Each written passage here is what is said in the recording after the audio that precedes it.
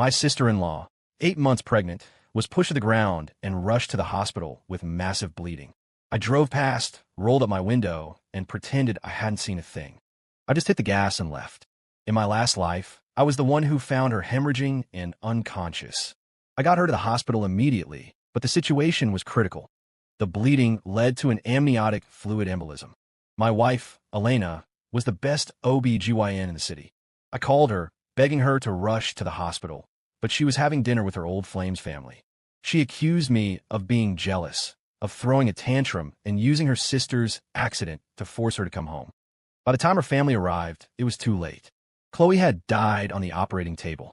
They blamed her death entirely on me. They said I had intentionally misled my wife, that I had killed her sister out of spite.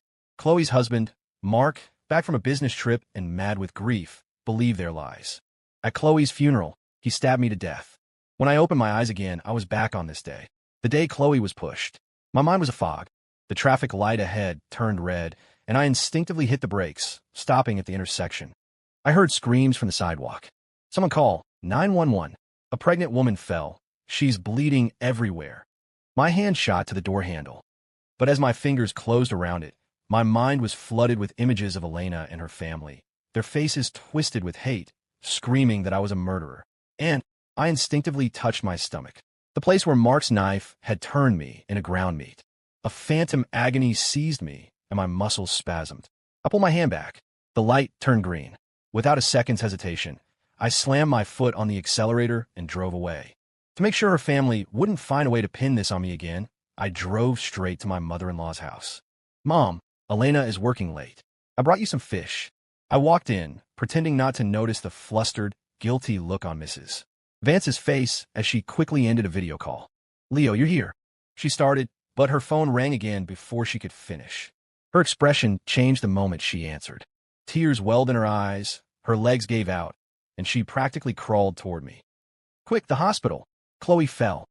I already knew, but I feigned shock, helping her up and into my car. I drove as fast as I could to St. Jude's Medical Center, the very hospital where my wife worked. This time, without my intervention, a passerby had called the ambulance. When we arrived, Chloe was already in surgery. "Family of the patient needs to sign here. The patient is 32 weeks pregnant, fell, and is hemorrhaging. We have to perform an emergency C-section." It was the same as last time. My mother-in-law signed the forms with a trembling hand. I said to her, "Elena is the best OB/GYN in the city. She's on call tonight. Just in case, I should get her down here." Mrs. Vance hesitated for a moment, then nodded. I called Elena 3 times. No answer. "Mom, she must be busy. I'll go up to her department and find her." Her eyes darted away guiltily, but she nodded. The moment I was out of sight, she pulled out her own phone to call Elena. I knew she wasn't even in the hospital. I wasn't about to waste my energy looking for her. I stood in the stairwell, watching my mother-in-law dial Elena's number over and over. I watched her expression shift from calm to anxious, then to tearful desperation. A smile crept onto my lips. She had no idea that her precious daughter had silenced her phone for a peaceful evening with her old flame. That video call I'd interrupted when I arrived? That was Elena, telling her mother to keep me occupied so I wouldn't bother her and Julian. Watching my mother-in-law pace like a caged animal, I deliberately ran back, panting. "Mom, Elena's colleagues said she's not working tonight. I called her, but she's not picking up." A flash of guilt crossed Mrs. Vance's face, but she's still covered for her daughter. "Maybe she got called out on an emergency. If you can't reach her, just try again later." Just then, Elena's uncle, David, arrived with Chloe's in-laws. Uncle David's eyes landed on me, and his brow furrowed. "Where's Elena? Isn't she a doctor here? What the hell good are you? Why haven't you called her yet?" He was my late father-in-law's older brother, the de facto patriarch of the Vance family. In my last life, the moment the doctor announced Chloe's death, before I could even process it, he'd slapped me twice across the face, screaming, "You were her brother-in-law. You were supposed to protect her. How could you just watch her die?" This time, I wouldn't give him the chance. I forced a bitter smile. "Uncle David, I can't reach her. She told me this morning she was working late, but I just went to her office, and her colleagues said she never came in. Her phone's going straight to voicemail." Mrs. Vance mumbled something, but ultimately stayed quiet. "Are you an idiot? If you can't get through, keep trying." "Useless," the uncle roared. I quickly took out my phone and started dialing again and again. Finally, on the 10th try, the call connected. I immediately put on speaker. "Honey, Are you insane? Elena's voice cut through the phone, calling me over and over. I told you I'm working. I'm busy, don't bother me. Elena, Chloe fell. She's bleeding. She's in surgery right now and hasn't come out. If you're not at the hospital, where are you? There was a pause on the other end, then a man's smarmy voice piped up. Looks like your husband doesn't trust you. Went to check up on you at work. Elena, I hope your colleagues don't get the wrong idea. And you, Leo, couldn't you just ask your wife directly? Not only did you go to her workplace, but now you're cursing her sister? That's pretty sick, man. No, that's not it. Elena, Chloe is really in surgery. If you don't believe me, you can. Get lost, she snapped. If you're going to lie, at least make it believable. Chloe is at her mother-in-law's. How could she fall? There's a limit to your jealous tantrums. You went to my job to make a scene? If this affects my end-of-year performance review, I swear I'll make you pay for it. Before I could say another word, she hung up. The hushed whispers around the waiting area fell silent. I put on a wounded expression, my smile bitter. Mrs. Vance avoided my gaze. Uncle David looked momentarily embarrassed and said nothing more. Chloe's in-laws just stared at each other with undisguised contempt. Just then, the door to the surgical unit burst open. A nurse rushed out, her face tense. The patient has an amniotic fluid embolism. Your DR. Vance's family. Can any of you get in touch with her now? My eyes flickered. Everything was unfolding exactly as it had before. Mrs. Vance's legs gave out, and she crumpled to the floor. Uncle David could no longer pretend it was none of his business. He frantically started calling Elena, muttering, It's okay, it's okay. Elena is the best. She's saved embolism patients before. She can save Chloe. The golden window for treating an amniotic fluid embolism is just a few minutes. It's a race between the doctors and death. In the last 3 years, Elena had saved 5 such patients with only 1 loss. It was what had made her the top surgeon at St. Jude's. Uncle David's call connected. He was crying now. Elena, you have to get to the hospital. Your sister has an embolism. You're the only one who can save her. I'm begging you. Please come back, or you'll regret this for the rest of your life. From the other end of the line, we could hear the sounds of children shrieking and playing, mixed with the laughter of adults clinking glasses. Uncle David, Leo's lost his mind. Are you going crazy with him? Enough is enough. I spend every single day of the year catering to him. I get 1 day to myself. Can you people just leave me alone? There's nothing going on between Julian and me. His family's back in town, and I'm just having dinner with them. For 1 day, can you please stop calling me? Elena, I'm not lying. Your sister is really in trouble. She has an embolism, and only you can save her now. I'm begging you. Please come back, or you'll regret this for the rest of your life. The only thing I'll regret is going back. Elena's voice was cold, devoid of any warmth. Hearing her, my mother-in-law broke down completely. She snatched the phone and shrieked, Honey, your uncle isn't lying. Your sister is in trouble. If you don't believe Leo, if you don't believe your uncle, don't you at least believe me? Please come back. I couldn't help but sigh. To me, Mrs. Vance was a contemptible woman who knew her daughter was cheating and helped cover it up. But for Chloe, she was a good mother. Elena, did you hear your mother? Is she lying to you too? Get your ass back here now. Uncle David was practically jumping with desperation. Mom, you... Elena's voice faltered. Elena, my eye hurts so much. A man's cry of pain came through the phone, followed by an adult scolding child. How could you shoot a marble at your uncle's face? Then, Elena's concerned voice. Julian, does it hurt? Don't move. I'm a doctor. Let me see. A moment later, she spoke in the phone again, her voice sharp and icy. Mom, stop the act. Even if you were telling the truth, it's no use. I've had too much to drink. I can't drive. I can't make it back. She hung up. The phone slipped from Mrs. Vance's hand and clattered to the floor. Her head drooped, and she slumped forward, motionless.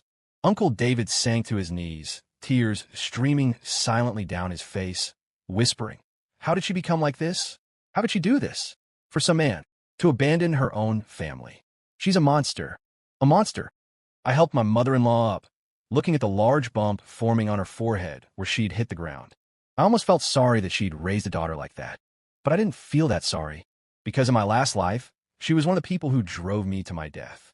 After what felt like an eternity, the doors to the operating room opened again. I'm sorry. We did everything we could. Mother and child were gone. My mother-in-law seemed to lose her soul. She wouldn't eat or drink, just clutched Chloe's clothes and wept. Uncle David was livid, recounting the events at the hospital to every relative who would listen, cursing Elena as a monster. When Chloe's in-laws learned the baby had been a boy, Their grief turned into a storm of wails. Chloe's husband, Mark, got back from his business trip that same day. When he saw the bodies of his wife and son, his face contorted, his eyes blood red. He couldn't accept it.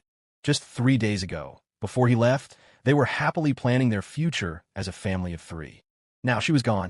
After his parents told him what happened, Mark wiped his tears and silently began to help me with the funeral arrangements.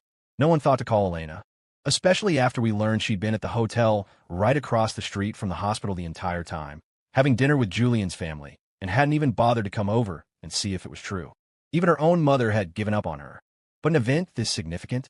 There was no way I was going to let Elena miss it. The day of Chloe's burial in her hometown, I had someone notify her a day in advance. On the day of the funeral, a light rain was falling. I stood by the car, holding an umbrella, watching as the pallbearers carried Chloe's coffin out of the funeral home. Last time, it was on this very day that Mark stabbed me to death, my blood mixing with the rain to pave a red carpet for Chloe.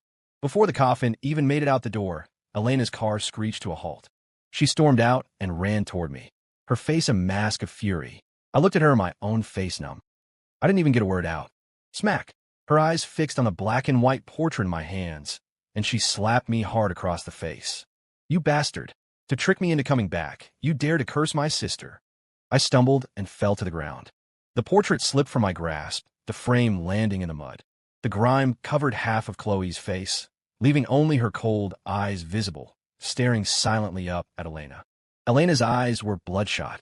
I couldn't tell if it was fear or rage that consumed her. All traces of the gentle, rational doctor were gone. She was a feral animal, lunging at me. You son of a bitch, I'll teach you to lie. I'll teach you to curse my sister. I'll kill you. I let her punch and kick me, my gaze fixed on the portrait on the ground. I thought to myself, Chloe, you better see clearly who your real enemy is. When you get to hell, don't accuse the wrong person. That's enough. What are you doing? People from inside the funeral home heard the commotion and ran out. Uncle David grabbed Elena and shoved her away, his voice cracking with grief and rage. You monster! Your sister could have been saved. We called you so many times. Your mother was on her knees begging you. And because of that bastard, you just let her die. You killed your own sister, and now you come here to make a scene at her funeral? What do you want? What the hell do you want? Elena staggered back, her face a mask of terrified defiance. Uncle David, what are you talking about? There's no way something happened to Chloe. It was him. He lied to me. How could you all lie to me with him? Is it because he's sick? You feel sorry for him, so you're all in on his lies? I curled into a ball on the ground, letting the rain wash over my face, mixing with the tears I could no longer hold back. So she knew. She knew I was already sick at this point. You're all lying to me. I want to see Chloe. Chloe. Chloe. Elena screamed, trying to rush into the funeral home, only to be forced back a second later. The black coffin, carried by 8 men, emerged slowly from the doorway. Weren't you looking for Chloe? There she is, Uncle David said, wiping the rain from his face and pointing at the coffin with a sneer. Elena stumbled toward it, her legs giving out as she collapsed to the ground beside it. Who are you putting on this act for? Your husband asked you to come back. You said he was lying. I asked you to come back. You said I was lying. Your own mother begged you to come back, and you said she was lying. Did you really think we were all lying to you? Or is it that in your heart, your sister's life isn't worth as much as a single dinner with some other man? No, that's not it. That's not how it was. Chloe is my sister. I raised her. She was like my own daughter. I loved her like a daughter. I never had a good relationship with Chloe.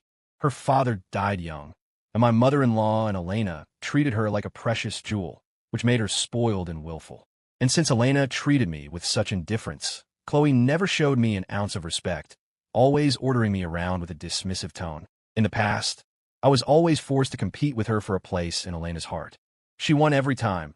Elena always defended her, no matter what. Now, for the first time, she was forced to compete with someone else. And this one time, her failure cost her her life. Perhaps this is what they call karma. Smack! Elena's constant denial finally broke Uncle David's patience, and he slapped her hard. I gritted my teeth against the throbbing pain in my abdomen, feeling a grim satisfaction. If I had the strength, I would have cursed her out myself. Someone helped me up from the ground. I stood to the side, holding Chloe's portrait, head down, carefully wiping the mud from the glass. I ignored the blood trickling down my leg from under my pants. The moment I cleaned the photo, Elena shoved me again, directing all her rage at me. It was you. You killed my sister. Why would she just suddenly fall at home? It was you. You're a curse. Give me back my sister. I fell to the ground again. The portrait landed in a puddle with a splash. Blood now stained the cuff of my pants. But no one, not Uncle David, not Elena, seemed to see it. Leo, you were always jealous of Chloe, jealous of how much I loved her. But she was my sister. How could you kill her? You murderer. I'll kill you. Elena's face was a twisted, inhuman mask. She was like a rabid animal, even more unhinged than in my previous life. Of course, last time, they had a reason to blame me. I was the only one in the hospital waiting area. No one else heard my phone call with her, so she could spin whatever story she wanted. But this time, her mother, her uncle, and Chloe's in-laws all knew what she'd done. She had no one else to blame. This was nothing but a temper tantrum. Her words couldn't even convince herself, so she lost control. I swallowed the retort that rose in my throat, just curling up and protecting my head. Today was Chloe's burial. The Van Cess might let this slide, but the Peterson family wouldn't let Elena delay the proceedings. Sure enough, as the coffin was loaded into the hearse, Mark emerged from the funeral home, supporting his parents. Elena, get the hell out of here. Don't pollute my wife's path to the afterlife. Mark grabbed Elena's arm and slapped her hard across the face. Then his hands went to her throat.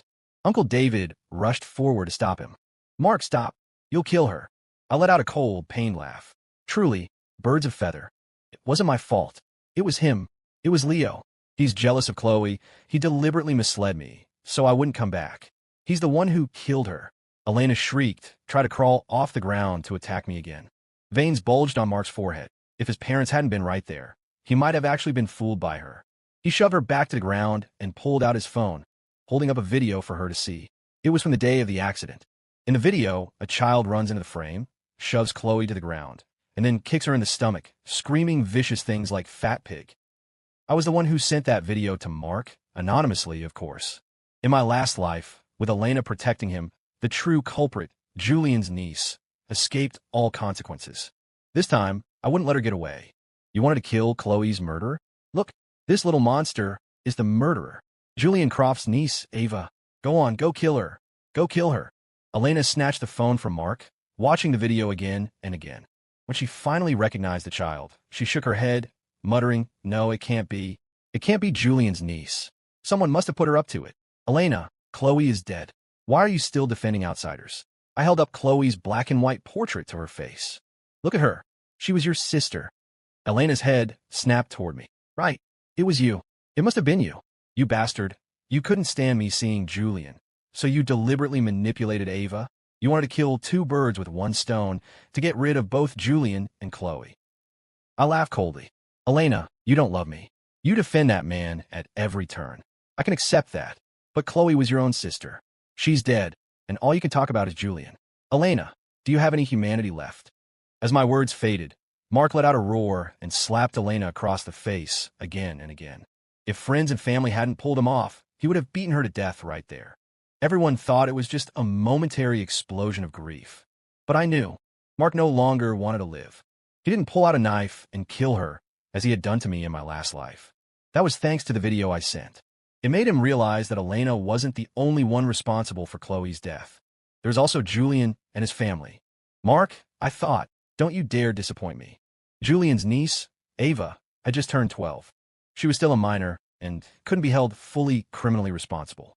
So Mark didn't even call the police. After Chloe was buried, Elena disappeared. My mother-in-law, having lost her beloved daughter, did nothing but sigh all day. Uncle David, having lost her beloved daughter, did nothing but sigh all day. I took the opportunity to go to the hospital for a procedure, then checked into a recovery center for a week. My mother died when I was young, and my father remarried and had other children. I hadn't spoken to him in 10 years. I have no other family in this world. If I did, the Vance family wouldn't have dared to so brazenly frame me in my last life. When I returned home from the center, I opened the door to a cloud of dust. In the week I was gone, Elena hadn't come back either. I quickly packed my clothes and important documents, rented a new apartment, and then found a divorce lawyer. Mr. Davis, please draw up a divorce agreement for me. I'll walk away with nothing. I was afraid that if I waited too long, the Vance family, in an effort to protect Elena's reputation, would once again pin Chloe's death on me. I had no doubt they were capable of such a thing. In my last life, did they really not know I was innocent? They were just playing dumb. When I walked into my mother-in-law's house with the divorce papers, my premonition came true. Leo, you have the nerve to come back here. Elena pointed at me, her voice sharp. I already asked Ava. She said you were the one who talked her into pushing Chloe. You murderer. My mother-in-law stared at me with disbelief, while Uncle David's face was filled with hatred. I laughed coldly and threw the divorce agreement onto the table. Elena, everyone in this room knows exactly how Chloe died. If you insist on blaming me for her death, then let's call the police. Manipulating a minor to commit a crime is illegal, you know? No police. Elena shot back without thinking. I sneered and looked at her mother and uncle. You know why she doesn't want to call the police? Because the person who talked Ava into pushing Chloe was Julian. Shut up, Leo. If you say one more word, I'll kill you. Elena shrieked, trying to cut me off. I smiled and turned on my phone, playing a recording. Julian, is what Ava said true? Did you tell her to push Chloe? No, I didn't. So Ava is lying? Fine, let's go confront her. No, that's not it, Elena. I'm sorry. Chloe. She was yelling at me, calling me a homewrecker and a cheater. She even hit me. Ava saw it. She's just a kid. She didn't understand. She just wanted to get revenge for her uncle. She didn't know what she was doing. She didn't mean to hurt Chloe. Chloe hit you? Stop. Elena, I didn't tell you. Once, when I was sick, Chloe had some thugs corner me and beat me up. If it wasn't for Ava, I would have died that day. Julian, you've suffered so much. Elena, for you, no amount of suffering is too much. As the recording played, the fury on Elena's face turned to humiliation. She lunged for my phone, but I sidestepped her and turned it off. Elena, if you tell a lie enough times, don't start believing it yourself. Having lived through this once, I knew just how selfish the Vances were at their core. I had to be prepared. While I was in recovery, I hired someone to follow Elena and Julian, hoping to get some incriminating photos to force a divorce. I never expected to get a confession. Elena, is this true? Mrs. Vance's lips trembled as she looked at her daughter, her eyes clouded. This time, she couldn't even lie to herself. She could forgive Elena, her own daughter, but who were Julian and Ava? For an outsider, Elena had disregarded the death of her own sister. The mother-in-law, who now had only one daughter left to depend on, felt her security vanish. If Elena could abandon her sister for Julian today, she could abandon her mother for him tomorrow. From that moment on, this was no longer just about getting justice for Chloe. To ensure her own future, her own care in old age, Mrs. Vance would never let Julian go. Elena, you're an inhuman monster.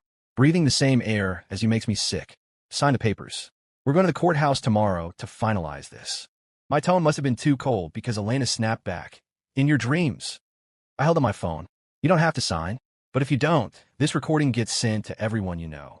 Elena lunged, snatched the phone out of my hand, and smashed it on the floor. I took a few steps back. I set up a timed email. At 3 p.m., if I don't cancel it, this recording will be sent to St. Jude's official website, every major gossip blog, and to Mark Peterson. Leo, why are you doing this to me? I already told you. There's nothing between Julian and me. I haven't done anything to betray you. When are you going to stop this madness? Madness? Elena, after everything that's happened, you still think this is about you cheating? Is your sister's life that meaningless to you? Let me tell you something. I'm divorcing you because I refuse to live with a monster who only cares about her love life and wouldn't even lift a finger to save her own sister. That's not true, Leo, you're lying. I didn't abandon my sister. It's because of you. You always act up whenever I'm with Julian. That's why I thought you were lying that day. Save it. You can tell that nonsense to your sister's ghost. Just sign the damn papers. It's 10 minutes to 3. Elena's expression turned venomous. Leo, you're nothing without me. If you want a divorce, fine, but you're not getting a single thing from my family. I held up the agreement. I'm walking away with nothing. Sign it. When Elena saw the terms, her anger boiled over. She scribbled her name and threw the papers in my face. I didn't feel humiliated. She was just a cornered animal. The courthouse, tomorrow. Don't forget. I picked up the papers and left. It didn't matter if she showed up or not. My actions today made it clear to the Vance family that I was done with her. They could no longer use our marriage to control me. As for Elena, her fate was already sealed in my mind. Staying married to her wouldn't be so bad, either. I didn't have to wait long for Mrs. Vance to act. She now saw Elena as her only lifeline, and, to break her up with Julian, she accompanied Elena to work every single day.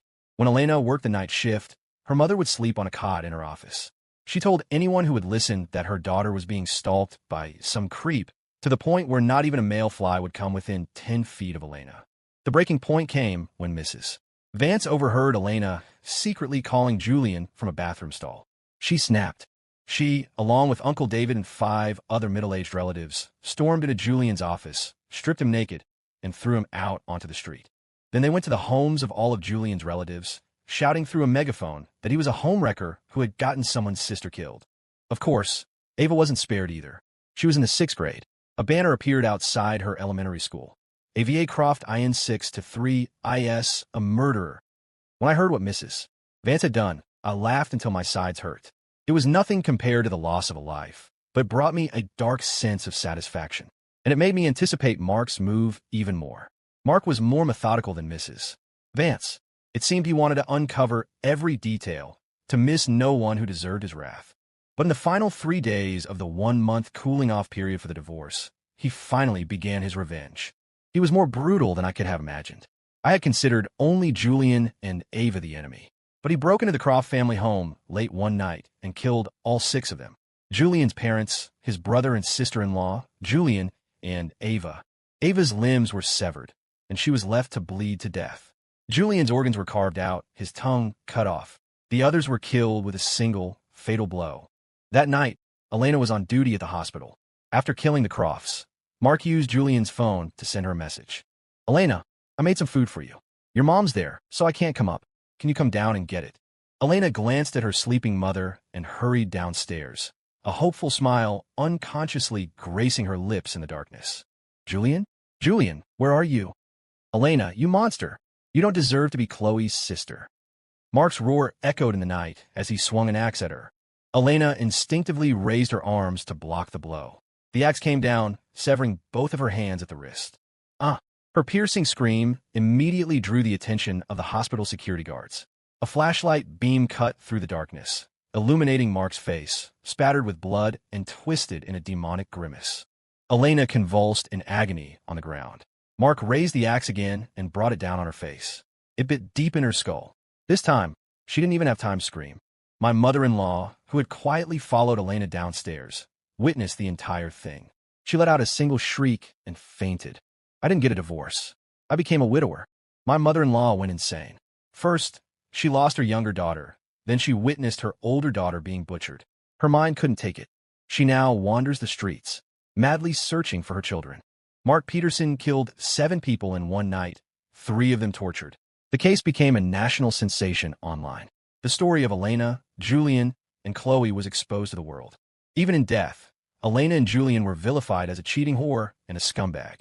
Anyone remotely connected to the Croft family was shunned, forced to publicly disown them. Barely anyone attended their funeral. Online, public opinion was overwhelmingly in support of Mark. But the law is blind to emotion. The best he could hope for was life in prison. Before the trial could even begin, however, he killed himself in his jail cell.